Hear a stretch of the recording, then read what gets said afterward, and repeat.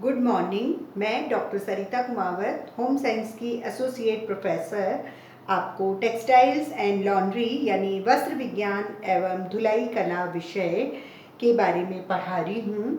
और टेक्सटाइल्स और लॉन्ड्री के सिलेबस के अनुसार हमने 13 चैप्टर कंप्लीट कर लिए और लास्ट चैप्टर 14वां चैप्टर धब्बे छुड़ाना यानी स्टेन रिमूवल आज हम शुरू कर रहे हैं।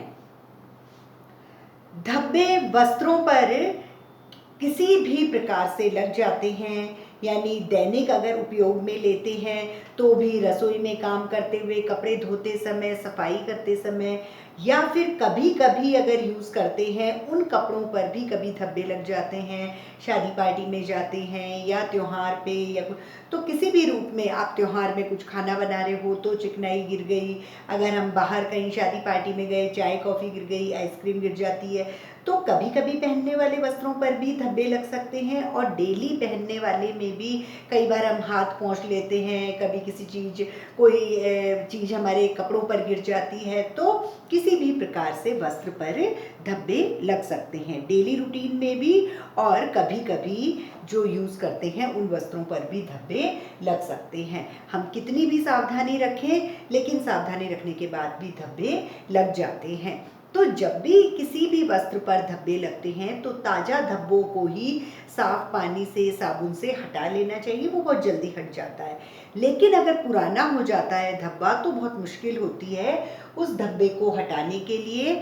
और जब हम वस्त्र पर से धब्बे हटाते हैं तो हमें उस समय ध्यान में रखना चाहिए कि वस्त्र की बनावट कैसी है, वस्त्र में कौन कौन से तंतु यूज़ हो रखे हैं और उसकी कौन सी वीविंग है, फिर जो धब्बा लगा है वो कौन सी प्रकृति का है, अम्लीय है, क्षारीय है, कोई और चीज़ का है, तो और या फिर उसके ऊपर कोई रिएक्शन तो नहीं होता किसी केमिकल का। तो हम वस्त्रों के बारे में भी पूरी जानकारी होनी चाहिए जिस वस्त्र पर धब्बा लगा है, और धब्बे के बारे में भी पूरी जानकारी होनी चाहिए कि भाई अगर जंग का धब्बा लगा है तो किससे साफ होएगा, सूती कपड़ा है या सिंथेटिक कपड़ा है या कलर्ड है। तो इस तरह से हमको पूरी जानकारी अगर होगी वस्त्रों की और धब्बों की तो किसी भी वस्त्र पर से हम ताजे या सूखे मतलब पुराने धब्बे हटा सकते हैं। धब्बे छुड़ाना जो चैप्टर है उसमें हम एक टॉपिक ले रहे हैं आज, धब्बों के प्रकार। कई प्रकार के धब्बे होते हैं जो वस्त्रों पर लगते हैं, उनको हमने 8 वर्गों में बांटा है। पहला वर्ग है प्राणिज धब्बे, एनिमल स्टेन्स, जो एनिमल्स के कारण, मतलब एनिमल से हमको दूध मिलता है, दही मिलता है, अंडा, मीट, मांस, मछली, तो ये जो होते हैं ये प्रोटीन वर्गे प्रोडक्ट्स हैं, मतलब प्रोटीन फूड्स हैं ये। और प्रोटीन फूड्स जो है वो हमको एनिमल्स से प्राप्त होते हैं, तो वो प्राणिज धब्बे कहलाते हैं।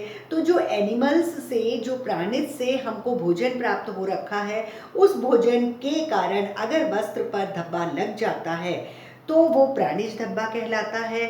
लेकिन ये प्रोटीन नेचर का होता है, तो अगर हम इसको गर्म पानी में डुबो देंगे तो प्रोटीन जल्दी से कड़क कोएगुलेट हो जाता है ना प्रोटीन। जैसे आप देखो कि अंडे को जैसे ही गर्म उस पर डालोगे तो वो कड़क बिल्कुल एक लिक्विड होता है और बाद में एकदम ऑमलेट का रूप ले लेता है, बिल्कुल कड़क हो जाता है। तो प्रोटीन नेचर का जो फूड है वो हमेशा ही गर्म करते ही कड़क हो जाएगा। इसलिए हमको जो प्राणिज धब्बे हैं उनको हमको गर्म पानी से नहीं धोना है, ठंडे पानी से हम इनको धोएंगे। दूसरे प्रकार के धब्बे होते हैं वनस्पति धब्बे। वनस्पति धब्बे जो होते हैं वो वनस्पति से प्राप्त जो चीज़ें होती हैं उनके होते हैं, वो अधिकतर अम्लीय प्रकृति के होते हैं। और अम्लीय प्रकृति में चाय, कॉफ़ी, शराब, इन सब के आ सकते हैं धब्बे। और चाय, कॉफ़ी और इनके अम्लीय प्रकृति के होने के कारण वनस्पति धब्बों में आते हैं। और इन धब्बों को साफ करने के लिए हमको क्षार पदार्थ का यूज़ करना पड़ता है। थोड़ा सा कोई एल्केलाइन पदार्थ होता है, उस एल्केलाइन सॉल्यूशन को हम वनस्पति धब्बे पर अप्लाई करते हैं और उस एल्कली से ये अम्लीय धब्बे साफ हो जाते हैं। उसके बाद में साफ पानी से धो के और सुखा देते हैं। तीसरी प्रकार के जो धब्बे हैं वो है चिकनाई के धब्बे। चिकनाई मतलब कोई घी, पेंट, तेल, वार्निश, ग्रीस, ये सब जो हैं वो चिकनाई वाले, फैट वाले, तेल वाले, घी वाले। तो चिकनाई के जो धब्बे होते हैं उनको सबसे पहले तो जो अवशोषक पदार्थ होते हैं ना, कोई सा भी पाउडर, उसमें उसको दबा के और अवशोषित कर लेते हैं। मैक्सिमम तेल तो उसी में आ जाएगा, तेल, वार्निश वगैरह। उसके बाद फिर हम उसको गर्म पानी में धो लेते हैं। तो गर्म पानी से धोने के बाद में चिकनाई का जो रहा सहा थोड़ा सा असर होता है वो भी साफ हो जाता है, और फिर उसको धूप में सुखा के और रख लेते हैं। चौथी प्रकार के धब्बे हैं खनिज धब्बे। खनिज धब्बों के अंतर्गत जंग के धब्बे, स्याही के धब्बे, दवा के धब्बे, ये सब जो हैं वो खनिज धब्बों के अंतर्गत आते हैं। इनको क्या करना चाहिए कि सबसे पहले हम अम्ल में एक एसिड, जो तनु एसिड होता है, तनु अम्ल के घोल में डुबो देते हैं। फिर उसको निकालने के बाद में क्षार अम्ल में, क्षार सॉल्यूशन में, क्षार के घोल में डुबोते हैं। मतलब पहले अम्ल में फिर क्षार में, पहले एसिड सॉल्यूशन में फिर एल्कली सॉल्यूशन में डालेंगे।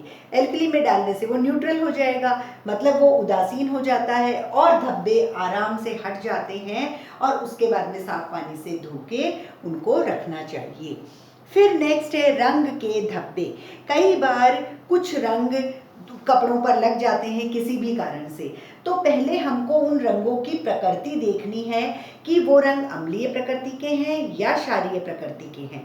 तो जिस प्रकृति के होंगे उस अनुसार हम कोई भी रिएजेंट, कोई भी एक ऐसा पदार्थ जो धब्बे छुड़ाने के काम में आता है, उसको हम उसके अनुसार पहले उसका देखेंगे, उसकी नॉलेज की अम्लीय और क्षारीय है, उसके अनुसार हम उसमें रिएजेंट मिला के और रंग के धब्बों को वस्त्र पर से हटाएंगे। नेक्स्ट है पसीने के धब्बे। पसीना जो है वो अम्लीय प्रकृति का है, और अम्लीय प्रकृति के जो धब्बे हैं, पसीने के धब्बे, उनको हम अमोनिया के डेल्यूट सॉल्यूशन, अमोनिया का जो तनु घोल है, उससे हम पसीने के धब्बों को हटा सकते हैं। नेक्स्ट है घास के धब्बे। घास जो होती है हरी होती है, और हरे कलर का कोई भी पेड़, घास कुछ भी होती है तो उसमें एक वर्णक होता है, एक पिगमेंट होता है, क्लोरोफिल। तो घास में क्लोरोफिल नामक एक पिगमेंट पाया जाता है, एक वर्णक पाया जाता है, और उसका जो कलर है वो कपड़ों पर लग जाता है अगर अपन बैठते हैं, खेलते हैं, कुछ भी। तो वो हरा रंग हटाने के लिए मिथिलेटेड स्पिरिट जो है उसको हम यूज करते हैं। मतलब घास के हरे रंग के क्लोरोफिल के धब्बे को हटाने के लिए मिथाइलेटेड स्पिरिट को इस्तेमाल किया जाता है। और लास्ट है झुलसने के धब्बे। अगर झुलसने से कोई धब्बा हो जाता है तो सबसे पहले तो इसको थोड़ा धूप में रख के और सुखाकर विरंजित करेंगे, और जब वहाँ ब्लीच हो जाता है तब हम उसमें बोरेक्स पाउडर या अमोनिया को इस्तेमाल करते हैं। बोरेक्स पाउडर और अमोनिया को यूज़ करने से जो झुलसने के धब्बे हैं वो वस्त्र पर से हट जाते हैं। तो इस तरह से जो आज हम चैप्टर पढ़ रहे हैं वो हमने शुरू किया है हमारे सिलेबस का लास्ट चैप्टर 14वां चैप्टर स्टेन रिमूवल, धब्बे छुड़ाना। धब्बे छुड़ाना जो चैप्टर है उसमें सबसे पहले हमको ये देखना है कि धब्बे लग कैसे जाते हैं। डेली काम से या कहीं गए हैं पार्टी में, कैसे भी धब्बे लग गए, तो हम ये सोचेंगे कि पहले ताज़ा धब्बों को हटा दें तो जल्दी से वस्त्र साफ हो जाएगा।